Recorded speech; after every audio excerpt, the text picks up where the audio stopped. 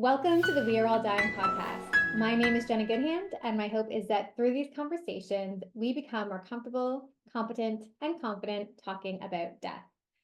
On today's show, I talk with Dr. Whitney Young. She is the co-owner of Rooted Naturopathic Clinic and Ivy Lounge in Barrie, Ontario. She focuses her practice on children's health, and she is also a resilience speaker. Whitney refers to herself as a double widow. In 2015, her husband, Steve, died suddenly, leaving her with two young children to raise on her own.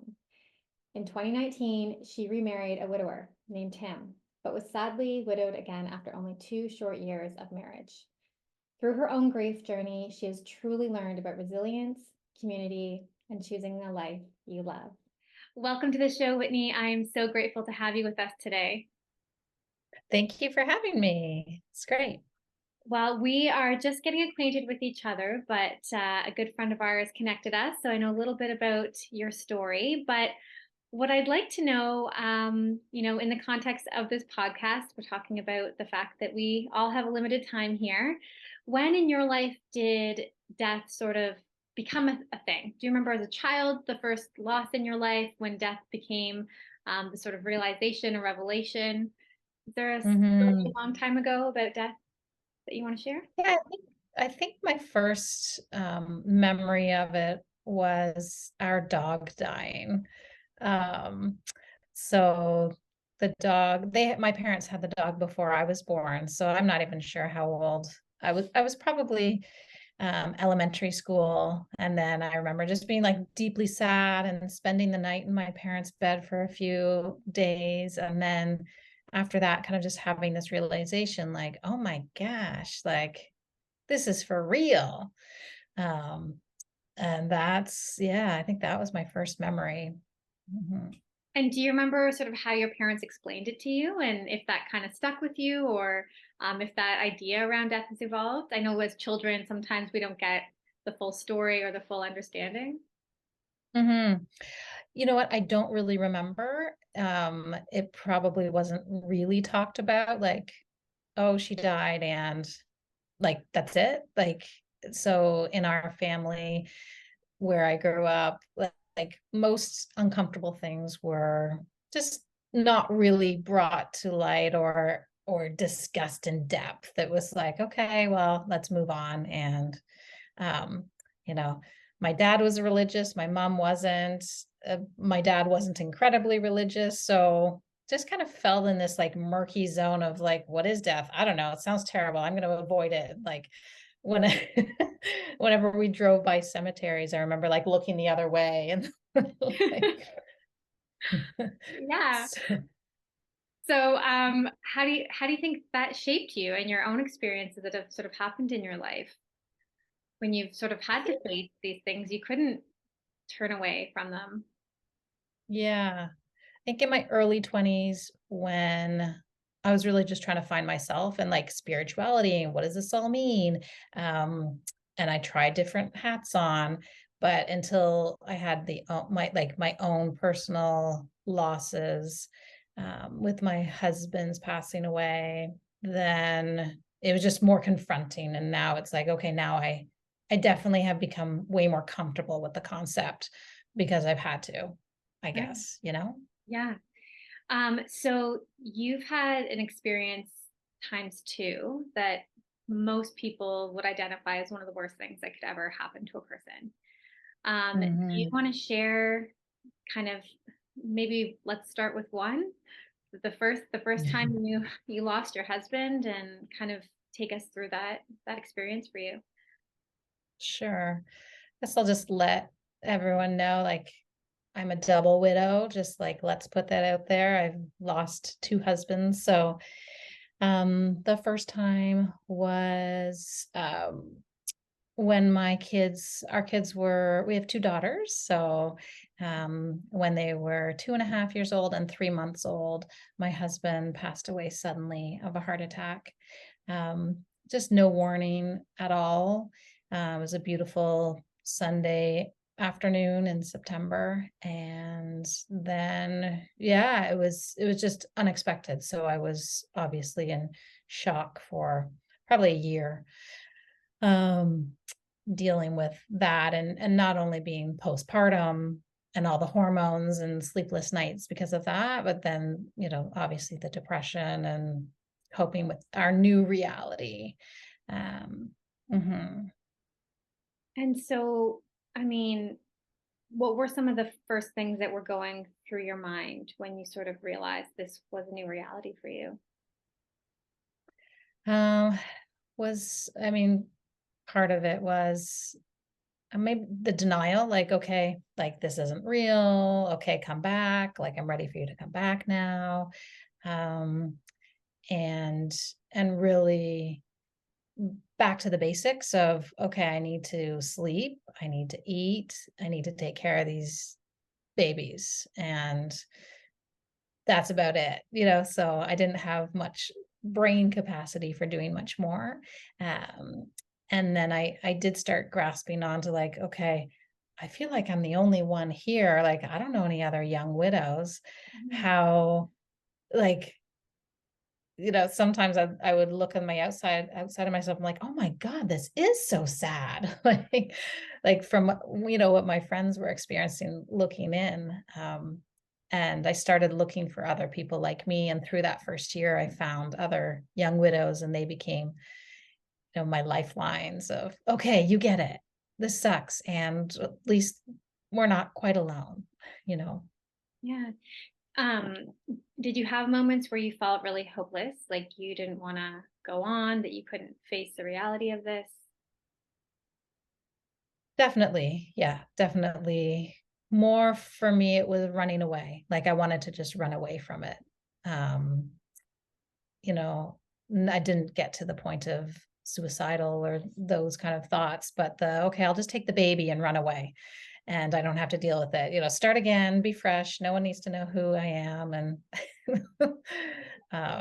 yeah. Oh, there's definitely, like, I don't want to endure, like, this is too hard moments for sure. So, what did you tell yourself to stay? Mm, I don't know. Oh, maybe I should ask, did you run away? I, I did not run away. Yeah. So what? I'm How did you kind of navigate that? Was there things that maybe people in the support group told you, or that had been maybe a little further along in their own journey that was helpful?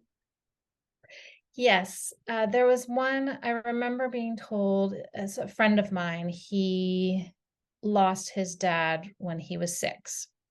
And he sent me this beautiful quote, and it's along the lines of, our lives, when tragedy happens, it's like a shipwreck, and the waves are really big, and there's debris everywhere, and it's feels insurmountable. But as time goes on, the waves will get smaller, and those bits of pieces of the things, they'll come up a little bit, you'll see them, but the waves won't be as strong. So I held on to that piece of knowledge, knowing, like, okay, it will get easier. um, that was helpful. Yeah. Um, you've been so courageous in sharing your story.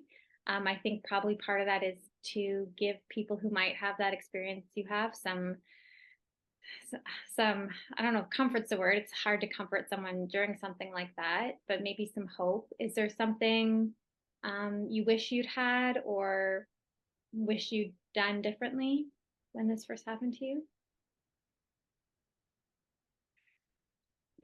I wish so the group that really made a big difference for me was Soaring Spirits. It's Soaring Spirits International. It's for widowed people, and they have Camp Widow. So that's, it's a weekend away with widowed people, and the average age is 35 of the campers.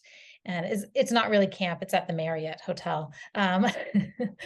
So I wished I had known about it, but I wasn't brave enough to go. I waited for the one in Toronto. So I think I wish I would have tried a group sooner, to find those people sooner. That would have been helpful. So like, yeah, definitely anyone who's going through this, reaching out to that organization and finding a local group, or traveling to the conference if you can manage that. I would. They were amazing. Mhm. Often when we think of the term widow, we think of someone probably post 60, 70, 80, at least 50. I'm not going to Yep. guess your age, but I don't think you're near that. What's unique to your experience at this age as a widow? How do you feel like maybe people treat you differently or navigating it has been different than those who are older in their life when it happens? Mhm. One of the big differences typically is an older widow got more time, right? They got more time with their person, and their person got to see the kids grow, and their person got to help them raise the children. And yeah, I've been a solo parent for 10 years now, pretty much. So it's just different, right? And and going into, dating again, or what does that look like versus a lot of, I don't want to generalize, but a lot of older widowed ladies are slower to repartner. Widowed men have been statistically shown to repartner faster. So it's just different at this age and stage, and being a mom out in the world with all the, quote unquote perfect families of four, and our family doesn't look like that. So wrapping my head around that, and trying to deal with we're different, but our family is also whole, even though it looks different. That's been a challenge as a younger widowed person. Mhm. Mhm. You did brave loving again. Um, how how did you get there? So, I mean, you lost your husband, someone you thought you'd be with for the rest of your life, and Mhm. you took a chance on love again, which is hard for anybody who has lost in any capacity. Um, what was the motivator for you? Or maybe you weren't motivated by it and it just fell into your lap. Well, yes, he did kind of just fall into my lap. However, I was also open and motivated to find someone at that stage. Um, I want, I still believe in love. Like, I still believed in, I wanted a partner in life, and I wanted a stepdad for my children. And, they were young enough that it would be easier, quote unquote, to bring someone into our lives at that point. And so I think I'm also a romantic at heart. Like, I, d- I love love. And yeah, and then I met Tim at the actually Camp Widow. He is a widowed person as well. He had flown up from Boston and was in Toronto for Camp Widow 2 years after I had lost Steve. So that's where we met. So Yeah. this was a long Yeah. distance relationship. Yes. Yes. Another challenge. Yeah. Yeah. And so how long were you married to him for? We were together for 4.5 years. We were married for 2.5 years, when he also suddenly passed away of heart disease. And it was, I mean, obviously our worst fears, having both been widowed before and knowing how precious life is and what we had together. So I guess in that moment I was uh like obviously devastated, and I don't want to do this again. Like, forget it. Like, I know how this goes and I'm not doing it. But I had to do it. Here we go. That was, so Tim passed away a year and a half ago now from right now. Yeah.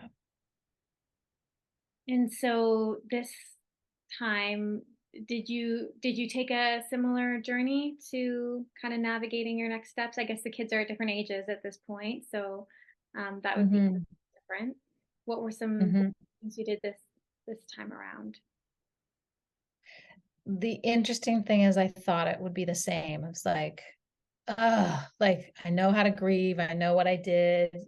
These are the stages. It's going to be the same. It's going to suck, but it sucked differently.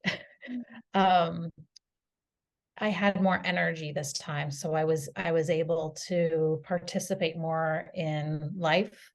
I was able to help more with the estate, the paperwork and all that crap. I was able to be more angry this time than last time, just having more energy. And but I used similar tools as before. And I remember I was sitting there creating a playlist. So I have playlists of songs to cry to. So when you feel the bubbling of grief or sadness and it's at the tip and you just need to release, I would go sit in the car and play my songs. So I remember sitting there starting my new playlist, Tears for Tim. And my sister was like, "Oh my God, I'm so sad that you know these tools, and I'm so happy that you know these tools." Like, yeah, the dichotomy of it is just crazy. Yeah. And so you still believe in love? Yes. Uh-huh.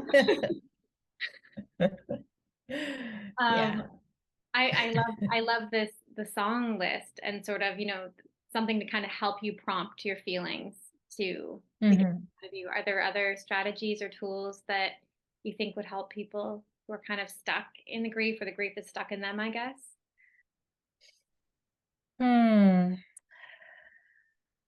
I think on purpose grieving was important for me. So instead of so for Steve, I had started a notebook of like things I would, because I was terrified I was going to forget. Like when you're first widowed, you're terrified you're going to forget those little moments.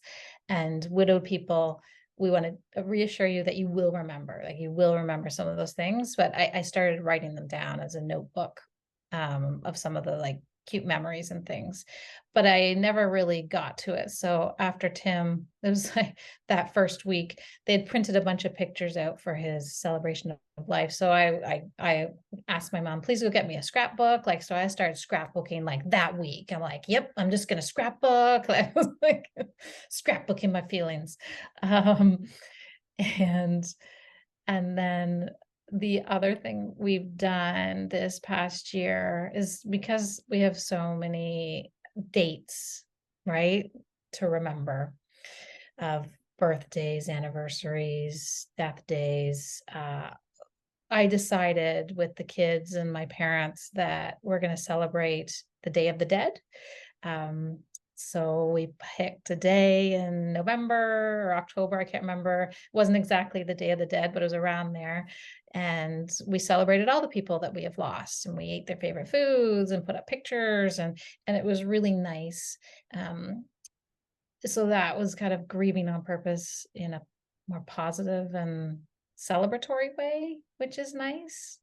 And so whenever I maybe feel guilty about like, oh, I didn't honor their birthday this year, it's like, no, I'm going to do it on this day. And this is going to be all about them day. And that's been helpful for us as a family.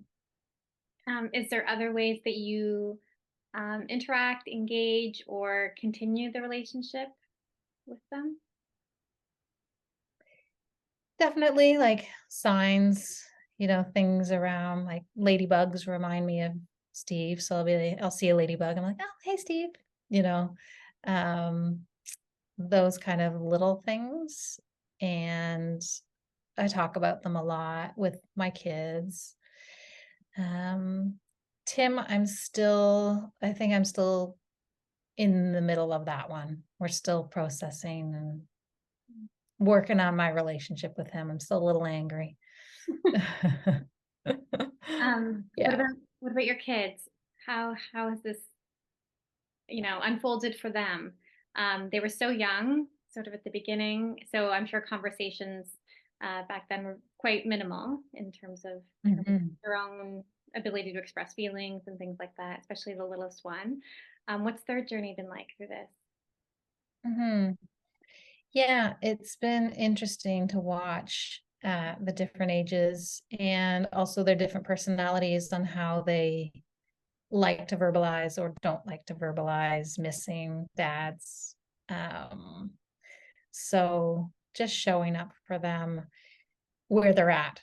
They as you know, most kids start to understand what death is around the age 5 or 6. So it's interesting as they've been aging to see that kind of realization happen, and then um, how they're coping. So we've got them in different programs here. So they've met other kids, so they're not, they know others who are like them, which is important. That's been good for them. But unfortunately for them, daddies die. That's like a pure fact. And that sucks. Definitely. How has this changed other areas of your life? Are there ways in your Mm. life now that you can attribute to these events that have happened to you? Hmm. Um, I mean, in my work life, I'm definitely taking more risks in that, focusing on, I work with kids exclusively now. I'm a naturopathic doctor in Barrie, Ontario. And my clinic here, I was scared to just focus on children. Like, would that be enough? Would I, would that work out? And, year and a half ago, I was like, screw it. I don't care. It's what I want to do. So taking more risks, and life is short. So I am definitely taking the kids on more adventures and also creating traditions for us. So camping at the same place, or um, taking them to different family resorts. So we'll go back. So that really create those good memories for them, because they've got some crappy ones. So for sure that has, life is short. I'm gonna live the hell out of it and go for it. That's changed for sure. Mm. Is there some thoughts or I guess suggestions for those listening? I mean, so I was just talking to a friend whose friend just lost their husband suddenly on the weekend. Mm, So she's feeling mm, like I don't want to let my partner out of my sight because they can be taken away so quickly. Um, what do we do when we really feel the reality that we're all dying, the people we love are going to die? How do mm, you kind of balance that with living your life and not being in fear that everyone's dying? mhm. Well, just this week, my little one was crying before bed, and I said, "What's wrong?" And she's like, "You'll just tell me it's in the future and not to worry about it." And I was like, "Well, just tell me what's going on." And she says, "Well, I don't want grandma to die because she's like another mother to me, and I'm really sad about that." And and what I said to her is what I would say to everybody is, well, let's spend time with her and make memories with her and have experiences. Like, let's do that, and we don't have to focus on the death part. But that's after Tim died, and my friend was kind of spreading the news to our mutual friends. She says, like, Whitney wants you to take your spouse out for dinner tonight. Like, that's her wish. So, I mean, Tim and I were having date nights regularly. And I mean, we were still in the honeymoon phase. So maybe that's just that. But um, that's what I would suggest is create new experiences together, go do new things together, create memories instead of just sitting in front of the TV or your computer or on your phone scrolling. Like, live your life, go do cool stuff together. That's what I'd say. I love that. Um, so speaking of friends, it can be so hard to know what to say when something like this happens, especially if it happens to your friend and it happens twice, and you just think, you're just beside yourself, devastated that your friend is going through this. what were some things that your friends did right that you can remember that you thought, you know what, that really was helpful or appreciated? Um, is there anything that kind of sticks out for you? Yeah. Yeah. Just, sending messages of love and like thinking of you and keep doing that regularly. Um, I also have a friend. I asked him to keep sending me funny memes, so joke things. I'm like, just keep sending me those. So even he still is, it's a year and a half later, and he's still sending me those once in a while. Um, it's not helpful to say to them, let me know like if there's anything I can do, because their brains are not functioning properly. Um, sometimes it's you could text them, you're like, I'm at the grocery store, is there anything you need right now?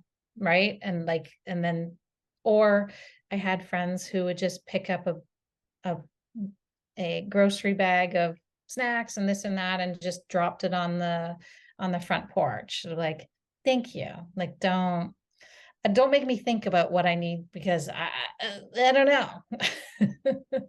um, or some of my neighbors would help by shoveling the walkway, surprising me once in a while, or bring in my garbage bins for me once in a while. So just those small gestures, because now everything is on that one person, right? Mhm. And they might not be good at asking for help. Yeah. Um, Father's Day just passed, and I was thinking about those in my life who have lost their father or are in a dynamic where the father has died in their family unit, and I didn't know if I should bring up that loss. How do you want people to bring up the losses that have happened to you? Do you want them never to talk about it again? Is it a dependent on the day and the person? um, so it probably depends on the person, like your friend or whomever we're talking about. But in general, from my experience talking to other people, they like talking about their loved ones, and like you're not reminding them that the person died. Like they know and they think about it every day or often. So sending a little thinking of you today, love you, like little text, like it's nice. Or I love to hear little stories about them. So little memories of like thinking about, Tim today and the run we did, blah, blah, blah. Like I'd love more of that, just because I wasn't there for all of his moments with all of his friends. So any of those are, I say they're like little treasures for us. So keeping memories alive. And most widowed people would say the same, like they like talking about it. And if they don't, then you'll know and they'll shut down. Yeah. But don't worry, try again. It's okay. Keep trying. Yeah. Honestly, keep trying is really great advice. If it's someone you love, a friend or family member, it's worth Mhm. figuring out what do they want, and just trying things, and hopefully you can come back if you make a mistake. Yeah. And you can be honest and vulnerable and say that, like, do you want to talk about it, or do you want me to just sit here with you and hold your hand? Like, do you want to watch your wedding video and cry together, or do you want to just watch a comedy? Like, Yeah. and their answer might change, but telling them that you're willing to sit there with them and not have to fix it, or say things like, he's better off in a better place, or there's lots of things you can Google of what not to say. Yeah. If someone's listening right now and they've just lost their partner, is there final thought or words you'd like to share with them? um hmm, just I would give them a big hug and say, I'm sorry, this sucks. um you're in a club that nobody wants to be part of, and we have a lot of great people here who can help you and who've walked this path and done it before. So I would reach out and find those people who fit well with you or who can be your beacons of hope. Reaching out to Soaring Spirits. There's a newly widowed packet that they send out for free to family members, or, friends can request it on behalf of a person. And then, you hand it over, and they say pieces of paper are actually better for newly widowed people because they're more likely to stumble upon it in the weeks or months to come versus a website they have to remember or visit. So having that information, tuck it in their house or say, this is for when you're ready, that's helpful as well. Yeah. Well, thank you, Whitney. I'm so sorry that this is the topic that we're talking about today, but I am so grateful for everything you've shared, and I'm confident. I already have people in mind that I know this is going to really be helpful for. So thank you for continuing to show up for yourself and to taking that path that sucks. And Does, but yeah, it really just sucks. There's just nothing shiny to put on that. And I do hope you continue to be that romantic that you are, and that you find it again. Thank you. Thank you very much. Thank you so much for joining me in the We Are All Dying community. My hope is that these conversations spark meaningful discussions in your own life around death and dying. If there's a topic or a guest you'd like to see on the show, please reach out and let me know.